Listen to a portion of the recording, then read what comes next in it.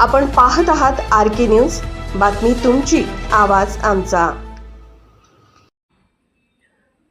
सरन्यायाधीशांच्या भेटीला विविध क्षेत्रातील मान्यवर।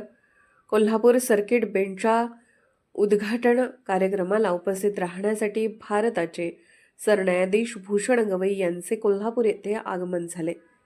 विविध क्षेत्रातील मान्यवरांनी सरन्यायाधीश भूषण गवई यांचे शासकीय विश्रामगृह येथे भेट घेऊन त्यांच्याशी संवाद साधला।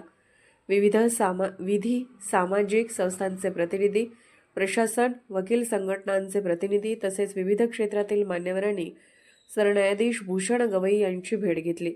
सर्किट बेंचसाठी 9 हेक्टर 18 आर जागा शेंडा पार्क येथे प्रस्तावित करण्यात आली आहे। या जागेसाठी शासनाची मान्यता मिळण्याबाबतची कार्यवाही सुरू असल्याची माहिती जिल्हाधिकारी अमोल येडगे यांनी सरन्यायाधीश भूषण गवई यांना दिली। दरम्यान सुमारे 150 वर्षापूर्वी 1874 मध्ये बांधलेल्या आणि कौटुंबिक न्यायालयासाठी वापरात असलेल्या इमारतीची माहिती सरन्यायाधीश भूषण गवई यांनी घेतली। या इमारतीचे नूतनीकरण करून या ठिकाणी डिव्हिजन बेंचचे काम सुरू होणार आहे। तसेच राधाबाई इमारतीमध्ये ग्रंथालय, नोंदणी विभाग व व्हिडिओ कॉन्फरन्स रूमचे कामकाज होणार असून याचीही माहिती त्यांनी पुणे विभागाच्या सार्वजनिक बांधकाम विभागाचे मुख्य अभियंता अतुल चव्हाण यांच्याकडून घेतली।